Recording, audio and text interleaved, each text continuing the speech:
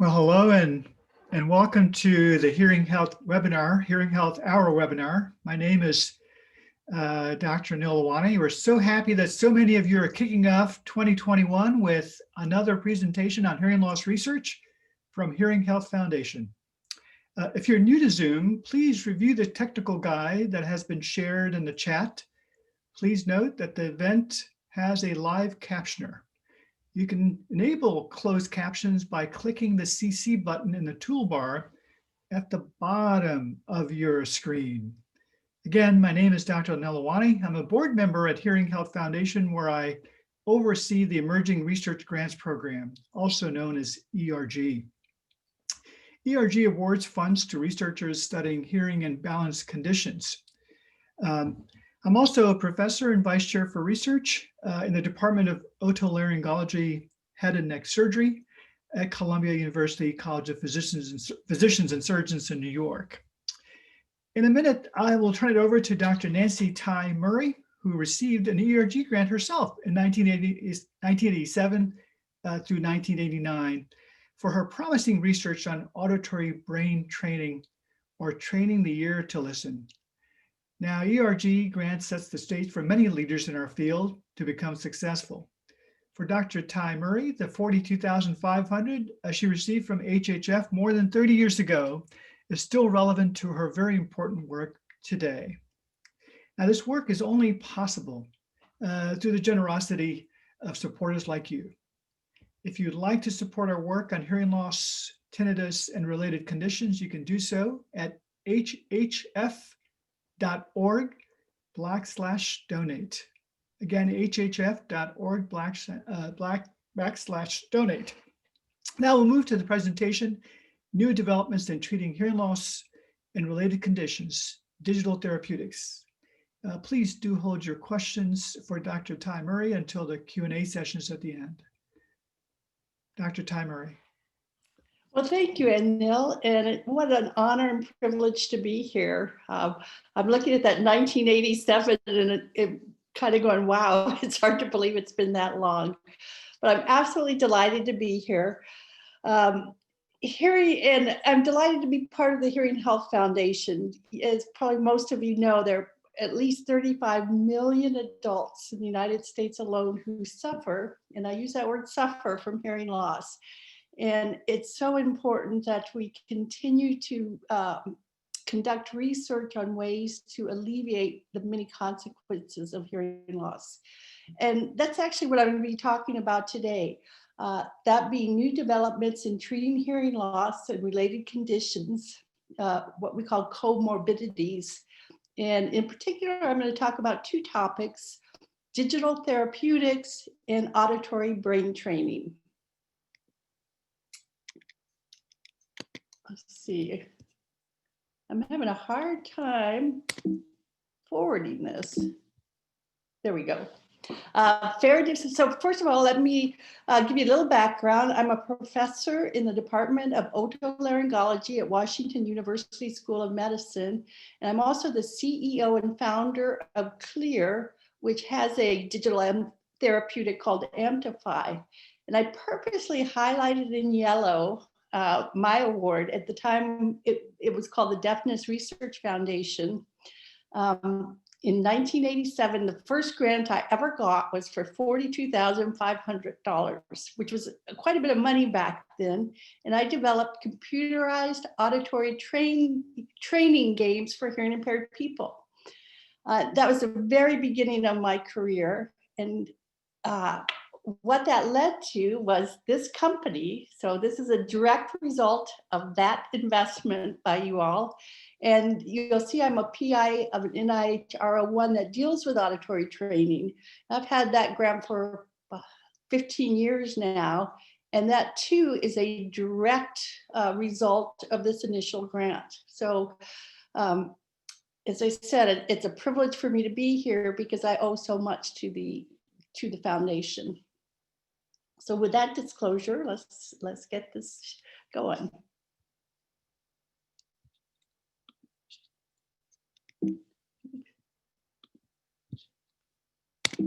You know, the forwarding is not working.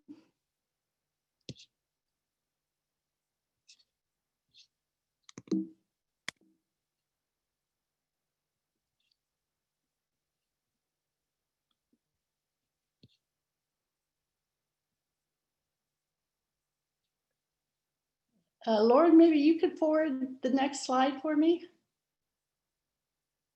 There we go.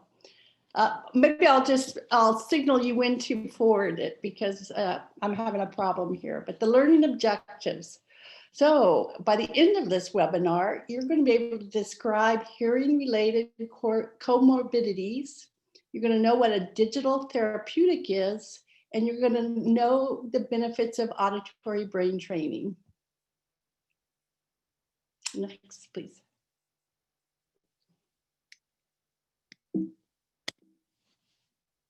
Lauren? Okay, so when the audiologist is in graduate school, so when we are in our training, we are taught that there are 3 pillars of hearing healthcare. The first pillar is diagnostics. So a patient comes to us thinking they have a hearing loss, and we provide a formal diagnosis of that loss. The second pillar is treatment.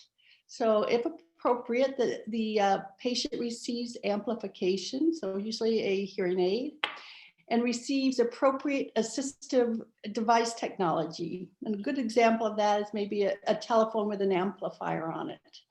And the third pillar is rehabilitation.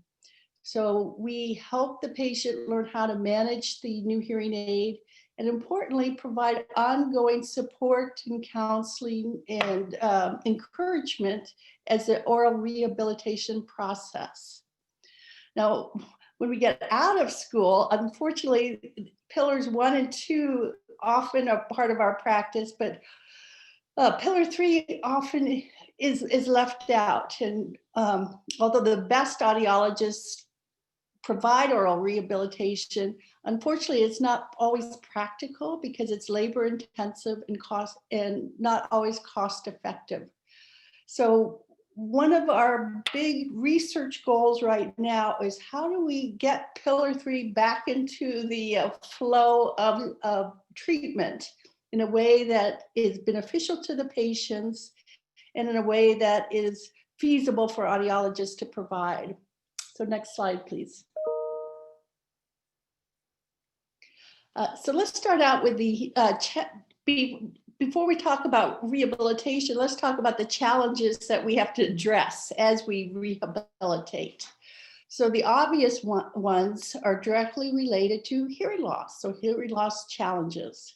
And these include impaired sound detection, meaning that sound has to be amplified or made louder in order for the person to hear. Reduced speech discrimination. So even if the sound is loud enough for the patient to hear, the patient won't understand it. It'll sound mumbled, and many words will sound alike. Poor sound localization. This is a big one, and it's not trivial. The ability to tell what direction sound is coming from.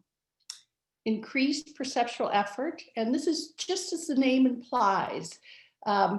It requires so much mental energy to simply recognize the words that are coming at you that it depletes cognitive resources for actually understanding what's being said. So you have to exert more effort for understanding.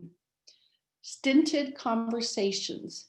And what I mean by this is that often if you have a significant hearing loss, your conversations are confined to the obvious, like how's the weather, what's for dinner, or things in the room, tangible things in the room that you can talk about. If you get into the esoteric conversational topics, then you're going to have an increased occurrence of communication breakdowns. So next slide, please. But one of my main take-home messages for today is that hearing loss challenges don't stop at the ears. There are a lot of comorbidities. And I designed this slide because I want to convey the idea that this is becoming increasingly known both among researchers and among the public, that there are comorbidities associated with hearing loss. And so you'll see articles in the New York Times, in Reuters, in the trade journals about all the various complications that are associated with hearing loss. So next slide, please. So comorbidities, and I put at the very top of this slide a very important sentence, and that is, healthcare costs are 46% higher for those with untreated hearing loss. So that is a whopping cost that our healthcare system is incurring if hearing loss is not treated. And some of the comorbidities that occur with untreated hearing loss include social isolation and loneliness. So there's a reduced quality of life, increased communication difficulties, and poor emotional health and well-being. Depression. The incidence of depression increases with hearing loss and with the severity of hearing loss. Here's an important one, falls. For every 10 dB of hearing loss that someone has, that person incurs a 1.4-fold higher risk, increased chance of falling. Cardiovascular disease, so not only is that associated with untreated hearing loss, but also there's a higher risk of strokes. And finally, there's the strong correlation between diabetes and untreated hearing loss. And that is not the complete list. I saved the biggie for the next slide. So next slide, please. A comorbidity that's received quite a bit of attention in the last, say, 4 or 5 years is dementia. Hearing loss puts people at greater risk for dementia. And here I've got some statistics. Approximately 1.9 higher risk if the hearing loss is mild, approximately 3 times higher risk if it's a moderate hearing loss, and almost 5 times higher risk for a severe hearing loss. And I'd be happy, maybe during the question time to talk a little bit more about why this is so. But in a nutshell, this is because of a couple reasons. One, a person with hearing loss tends to socialize less. So there's fewer conversations to keep those mental wheels rolling. And number two, some of those regions of the brain that were devoted to listening and auditory capabilities are either co-opted by other parts of the brain or they cease functioning. And so cognitive decline happens as a result. So next slide, please. So let's go back to that pillar number 3 that I showed you on one of my first slides. And what would or should oral rehabilitation include? And this is just a small sampling of what we audiologists include in oral rehabilitation, but it might be listening strategies. It might be strategies for engineering your environment so you can maximally use your residual hearing. Might be units on how to manage communication breakdowns, how to prevent them from happening, and how to manage them if they do happen. It might entail assessing your ability to read lips, speech read, and maybe speech reading training. Stimulating your auditory brain skills. I'm going to talk a lot about that in just a few minutes. And then staying connected. So the importance of staying connected. So these are the kinds of things that we like to put into that third pillar, but it doesn't always happen until very recently. So next slide, please.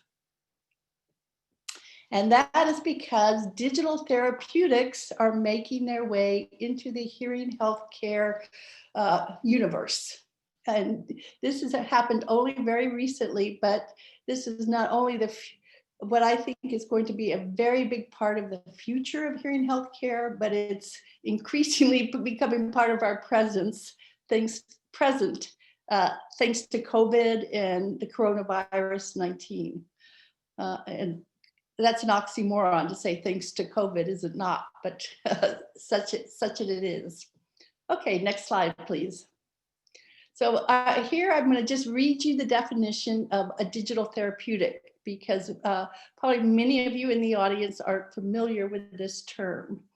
A digital therapeutic is a software-based intervention for a disease and or disorder that is clinically validated to drive a specific positive outcome.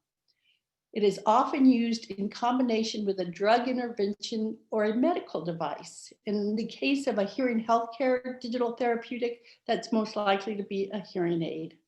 Next slide, please.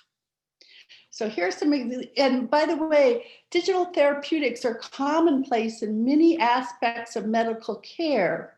But until only recently, as in the last 3 to 6 months, have they made an appearance in the hearing healthcare world.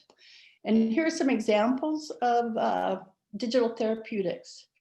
WellDoc has the Blue Star, which is designed to treat type 1 and type 2 diabetes. So a patient might take insulin and then have a daily kind of lesson on a cell phone on how to manage diabetes, how to gauge whether it's getting out of control or not. Propeller Health has a digital therapeutic, and this is to control asthma or COPD, often used in conjunction with an inhaler. And one of a fairly well-known one is from Omada, and it too treats diabetes and hypertension. So the question is, if you were to come up with a digital therapeutic for hearing healthcare, what would that include? And that's what my company has created, the first digital therapeutic for hearing loss. And I'll just briefly, very briefly, tell you what the components are. So next slide, please. A comprehensive tech. So what would a hearing healthcare digital therapeutic do? Well, it's designed to treat hearing loss, but also those downstream effects that I just talked about, those comorbidities. So next slide, please. If we call it, when a patient engages in a digital therapeutic, we call it a patient journey. And so for a hearing healthcare digital therapeutic, the patient journey would include the following components. You would start with participant testing and enrollment. So many have a hearing test actually built into it and enroll.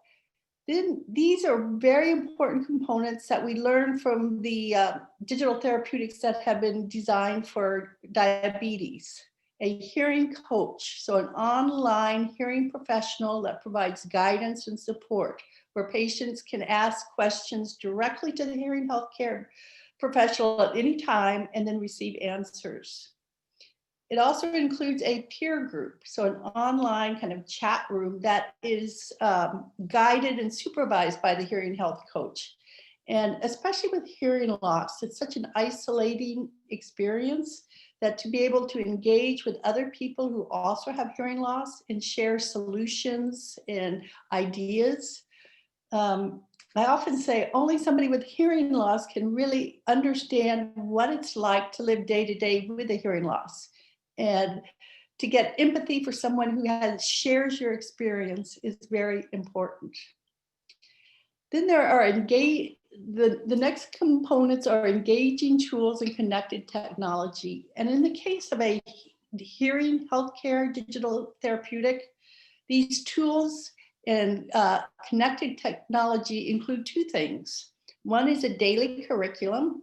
So you'll see right above this, I show those little pictures that I said what an oral rehab program should include.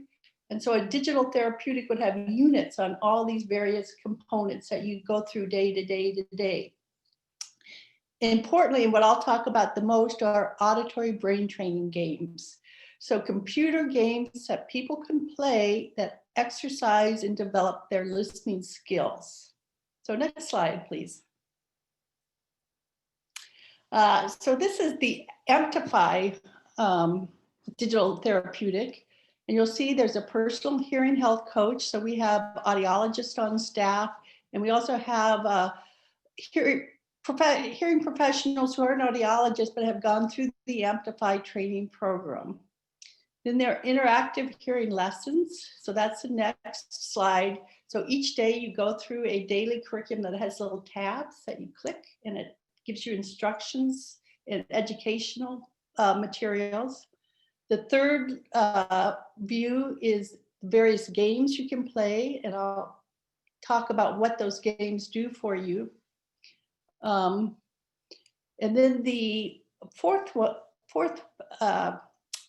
view is just a window of a chat room. So the hearing health coach might ask a provocative question about how do you handle this situation or that situation. And then the members of the community can all weigh in.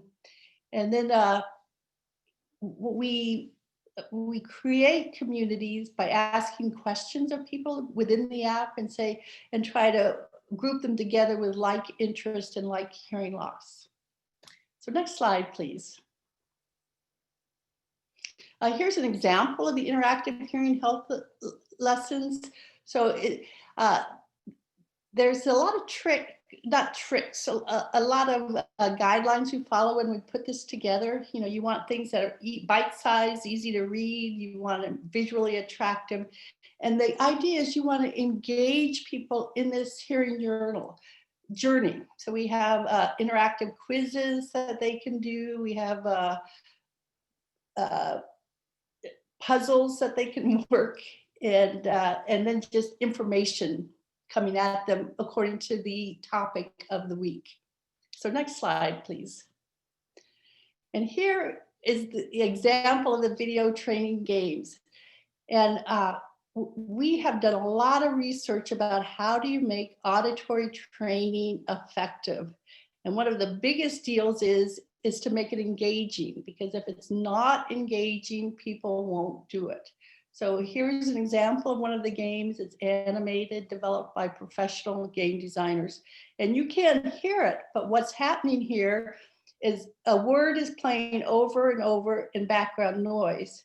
And the patient's job is to direct the rocket into the right word. And the closer you get to the right word, the softer the background noise gets and the louder the sound. So it's also a way of coupling motoric activity with perceptual activity, and this enhances neuroplasticity. Next slide, please. Okay, so now I'm going to kind of segue into auditory brain training and why it's so important for people who have hearing loss. And there's not lots, there's several auditory training programs out there. I would recommend you look for the gamification feature when you're hunting for one. But let me walk you through what auditory training does for you. It exercises your listening skills, and it helps patients maximally use their residual hearing. So it doesn't restore hearing, it just, what hearing you have, it develops. Next slide, please. So what are the auditory skills trained? Well, one is word discrimination. So the ability to distinguish or discriminate between words that sound similar, words such as car and far, chair and care, tree and bee. Everyday familiar words. So we teach people to recognize very quickly those everyday familiar words. Now, you may not realize it, but during your typical day, you hear the same 1,000 words over and over again, day after day after day. Words like table, girl, street, car, chair. If we can teach you to rapidly recognize those common words, then we can reduce the perceptual effort involved. It can enhance listening confidence, and importantly, we focus on developing auditory cognitive skills. So there's certain skills, cognitive skills you need to have up to snuff, no matter what you're listening to and no matter who you're listening to. And these are auditory processing speed, auditory memory, and auditory attention. And I'll walk you through each one of those. Next slide, please. Auditory processing speed. This is how long it takes for you to understand and react to something that someone says. So can I have the next slide? During everyday conversation, even as I'm speaking now, words come at you at about 120 to 150 words every minute. So I'm probably talking at 120 words per minute. If you're talking to someone, a New Yorker who's had a lot of coffee, he or she's probably giving you 250 words a minute. And so what happens if you have hearing loss is, as these words are coming at you, it takes you longer to recognize words because of the hearing loss. And so you might be on this word and the talker is 100 words beyond you and you get lost. So, and not only do you have to recognize every word, but your brain has to interpret the meaning. So training auditory processing speed, your ability to recognize the words quickly, is very important. Next slide, please. Auditory memory is another thing that these auditory training is aimed at, developing auditory memory. And this is the ability to understand what someone says as they're saying it, and then to store it for later recall. And examples would be like recalling the details of a funny story or remembering directions that someone has given you. Now, auditory memory entails what I have over here on the right side: paying attention, listening, processing what you hear, storing the information in your brain, and recalling it. And you'll see I bolded the word listening, because if you have trouble with the listening part, everything that follows is hampered and it's compromised. So it's very important we get that listening. Next slide, please. Why listening with hearing loss may detract from understanding. Brain power goes towards identifying each word, and therefore the individual with the hearing loss no longer has the intellectual resources available for either processing the meaning or storing the information into memory. And that's why maybe a week later, someone doesn't remember the details of a conversation.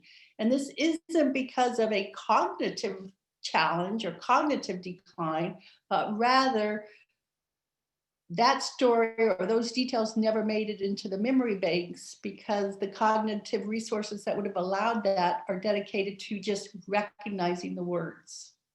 So next slide. The final skill is auditory attention, a person's ability to focus on the speech of a single talker and to ignore other sounds and speech in the listening environment, especially when listening in a noisy room. Anybody in the audience who has hearing loss will probably agree that the biggest problem that hearing loss poses is listening when there are other people talking. And that's the number one complaint I hear as a hearing professional, that I'm fine when it's one-on-one and it's quiet, but in a noisy room or if somebody else is talking, I have great difficulty.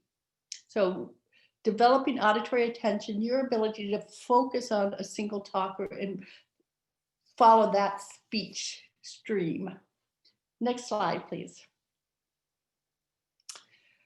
So why is auditory brain training helpful? And this kind of goes back to what I was talking about when I mentioned some of the reasons that hearing loss and dementia are connected.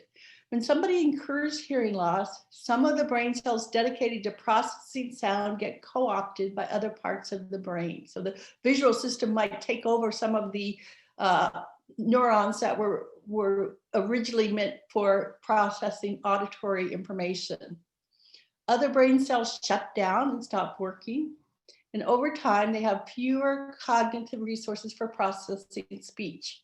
So this is actually an example of brain neuroplasticity. As a result of experience, i.e. sound deprivation, the brain changes. Now the flip side of this is because of brain neuroplasticity, it can also change back.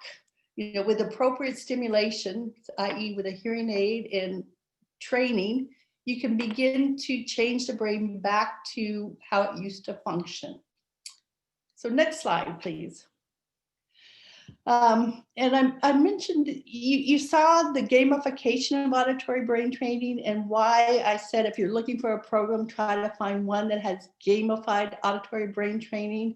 It's not just because it's fun or we want you to enjoy passing time by playing computer games. You know, you can do that by playing solitaire or Scrabble on your phone. But why auditory brain training should be gamified. So here I've kind of bullet pointed the reasons why. Playing video games is entertaining, so you're having fun, it's engaging. When you're having fun, your brain releases a neurotransmitter called dopamine, and it works as a messenger between brain cells. So one result of pleasurable activity is a release of dopamine in the brain.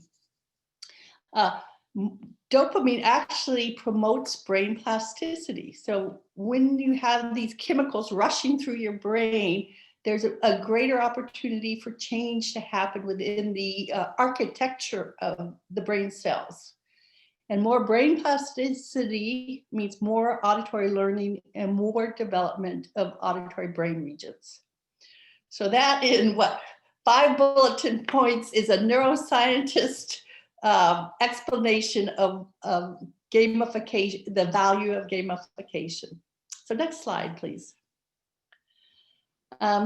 So auditory training is backed by clinical research and peer-reviewed publishing. And one important thing to note when you're talking about digital therapeutics is in order for it to be any digital therapeutic to be approved by the FDA, its effectiveness has to be shown by peer-reviewed publishing or peer-reviewed research. And so in my lab, as I mentioned, we've had 15 years of NIH funding to study how effective auditory training is, how to make it more effective, and all kinds of things, and published in several peer-reviewed journals. And here are some of my lab's findings. Auditory training enhances speech discrimination. It leads to reduced perceptual effort during listening. It enhances the hearing wellness experience, increases listening confidence, leads to improved communication and interaction between couples, and it complements hearing aid use. So greater satisfaction and faster acclimation. Okay, next slide. So I'm going to give you an example of one of our studies, and I kind of just picked one out. And the reason I'm doing this is I want to show you both the rigor that's required when you're developing a digital therapeutic and how scientists go about assessing the benefits of rehabilitative techniques. So I picked one of our studies. This is one that came out a few years ago, and it was published in the Journal of Speech and Hearing Language Research. And as scientists, we asked 2 questions for this study. First, we said, what kind of training schedule should we recommend to patients? And we drew from the literature of cognitive psychology on this one.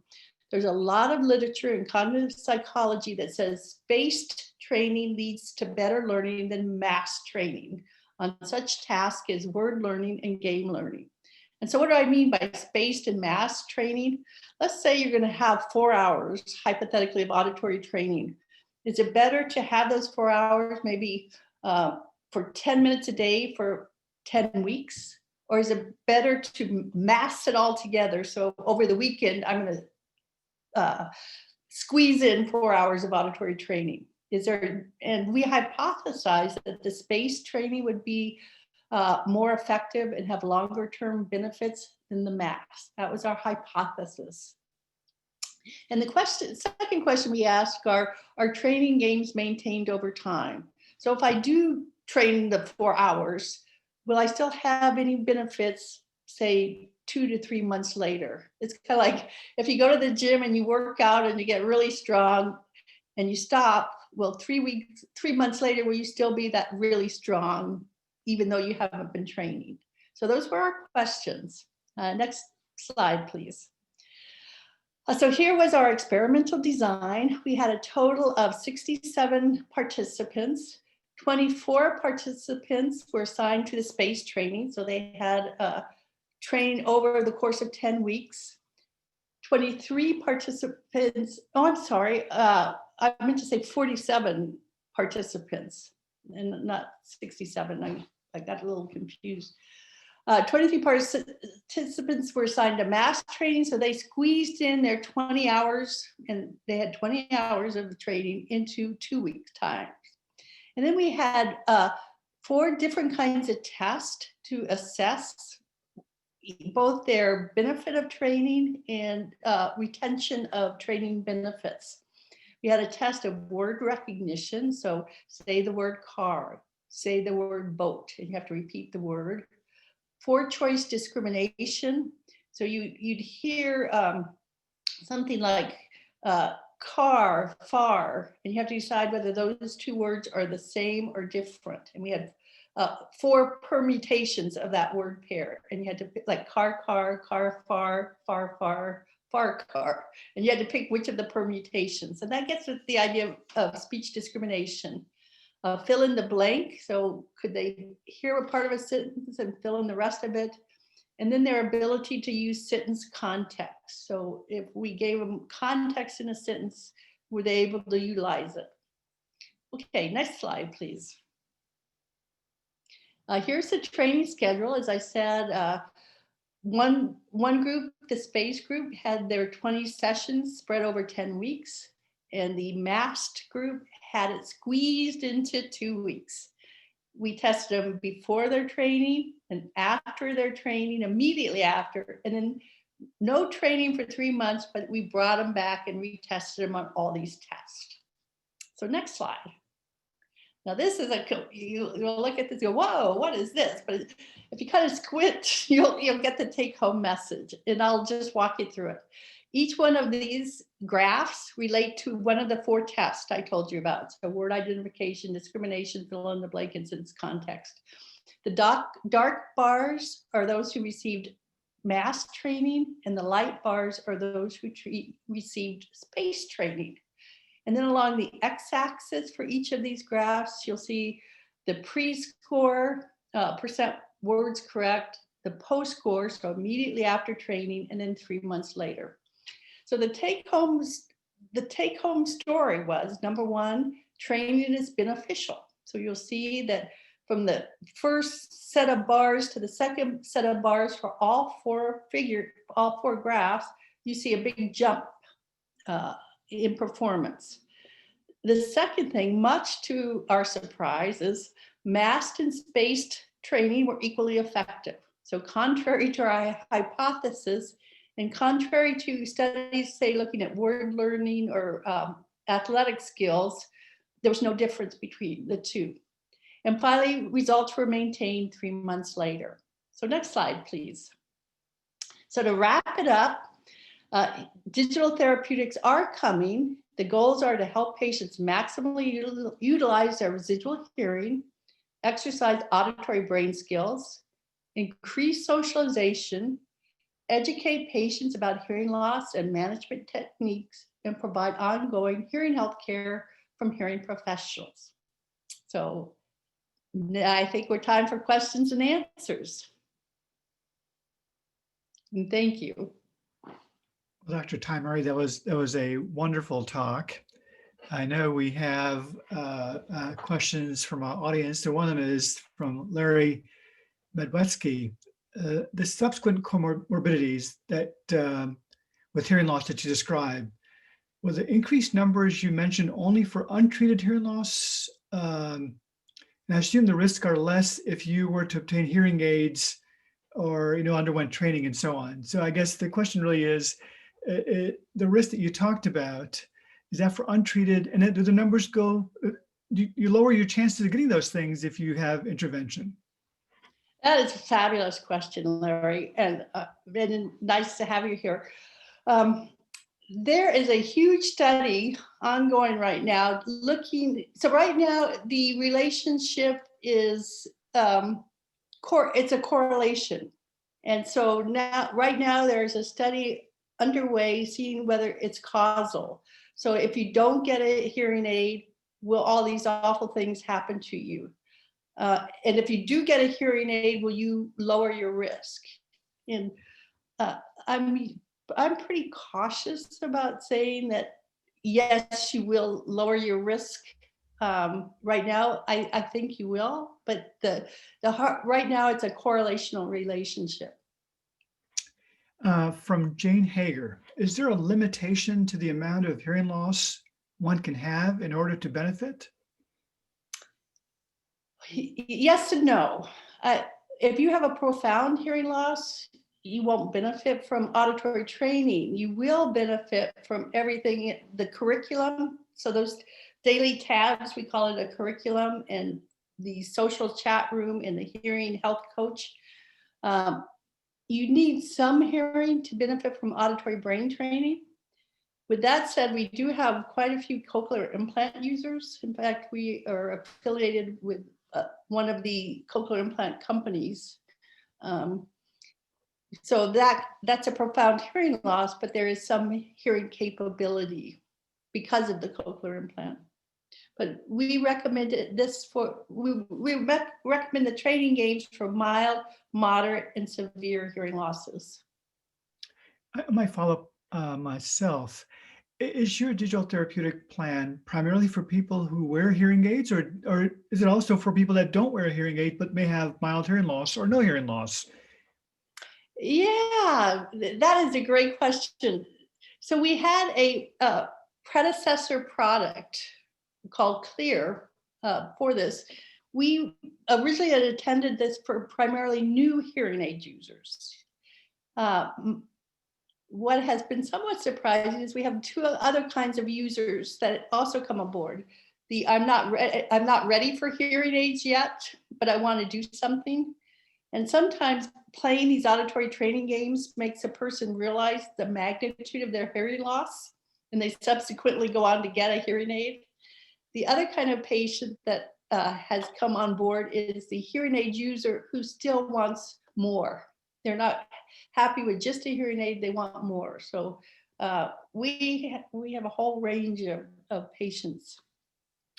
There's a question from Robin Gutman. How does this apply to those with tinnitus? I'm thinking that this person is talking about digital therapeutics. Yeah, so our digital therapeutics has quite a bit on tinnitus, on managing tinnitus. So there is no magic bullet for tinnitus, and probably for many reasons, one of which is there are probably many causes of tinnitus, but there are ways to manage it. And so the daily curriculum includes tips on managing tinnitus and tips for not for making sure it doesn't get worse. So prevention. Gotcha. This is a very interesting question from Wafa Kaf. How different would the findings be with respect to recognition, discrimination, auditory memory, etc., of using brain training in individuals with hearing loss versus individuals with auditory processing disorders? Wow, that's a great question too. And actually, what I said, we've had surprise classes or groups of patients that we weren't expecting. We have quite a few with CAPD.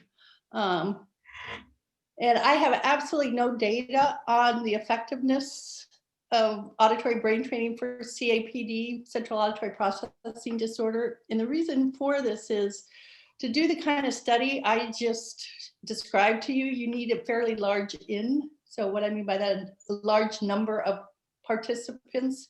And CAPD is relatively rare, so it's hard to find participants, and it's relatively difficult to diagnose definitively. And those two reasons have been roadblocks for my lab to try to study the effects of it. But with that said, with our previous product that I just mentioned, probably our second biggest class of users are both children, teenagers, and adults with CAPD. I wonder, could you comment about how training in other sensory systems, like the visual systems or smell or taste, would there be any positive benefit to the auditory system because of the crosstalk over that occurs between these systems? Or is that just too far-fetched of an idea? I think it's a cool idea. I'll tell you what I know that it pertains to what you just asked. There's evidence that whether you realize it or not, and though anybody with hearing loss out there does realize it, the visual signal dramatically enhances your ability to understand speech. So if I'm in a noisy room and I can only hear 30% of what you're saying, and that if I threw in the visual signal, so now you can see me, I would recognize, my recognition would pop up to 80% or even higher, depending on how good of a lip reader I am. So the visual system is extremely important for supplementing residual hearing. What I think the literature is a little muddy on this, but having read the literature a lot, my take home is that you're either born a good lip reader or you're not born a good lip reader.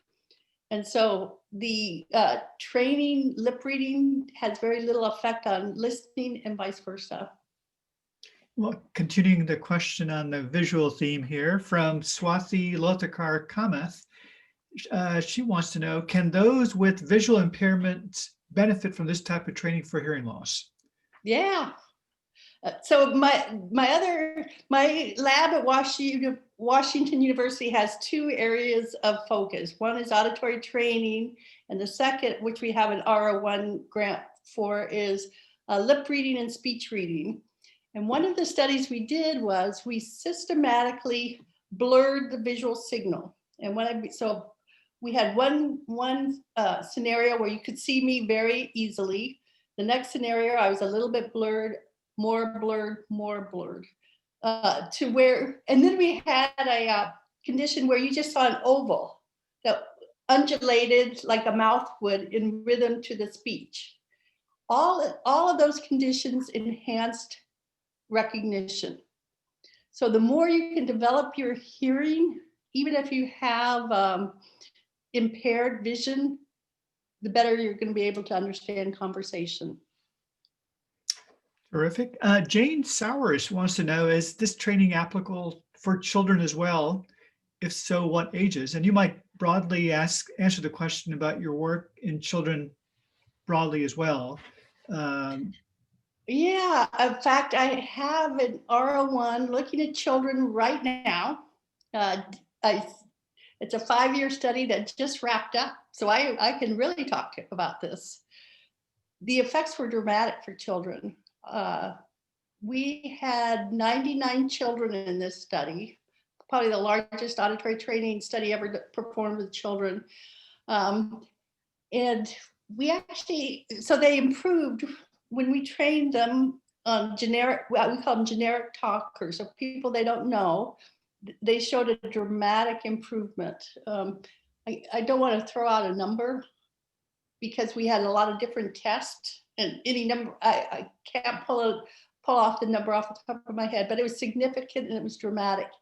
And the coolest thing of this particular study is we trained them on not only generic talkers, but a teacher, a classroom teacher. And our idea is that if a child with hearing loss, at the end of May, the teacher for next year records the training stimuli, we dump them into the games, they play these games over the summer, then on the first day of school, that child recognizes the teacher's voice and speech patterns, even though it's unfamiliar. And there's also what I call the Oprah Winfrey effect. So if any of us are walking down the street and we see Oprah Winfrey, we know her, right? Oh, there's Oprah. And so the idea that this teacher will be familiar to the child on the first day of speech and reduce anxiety and angst. And what we found with the training of the familiar talker is that we got an even more dramatic improvement than we did with the generic talkers. I'm sorry, what was the age group for your children in your study, Dr. Ty Murray? Yeah, they were between 6 and 12. Gotcha. There's a very interesting question here from Lori Devine. I fit a lot of Starkey hearing aids in my private practice over the years, and Starkey had apparently something called gamification via the web. And I introduced this to my patients with a presentation that I call physical therapy for your ears. I got very few patients interested in participating. What does it take to motivate people to seek oral rehab besides money? which may be a big motivator, but that wasn't part of her question, the money part, but just she wants to know, what do you do to motivate patients to participate? What was your first name? Her name was Lori Devine. Lori Devine. That is a question I've asked for 30 years. So you're bang on. And what I just showed you was the fruit of 30 years of banging my head against the wall of how do you make people, how do you entice people to do what's good for them? And so one thing was gamification, that's good gamification. So with the games, the little bit of a game, we hired professional computer game developers, and we hired professional graphic designers.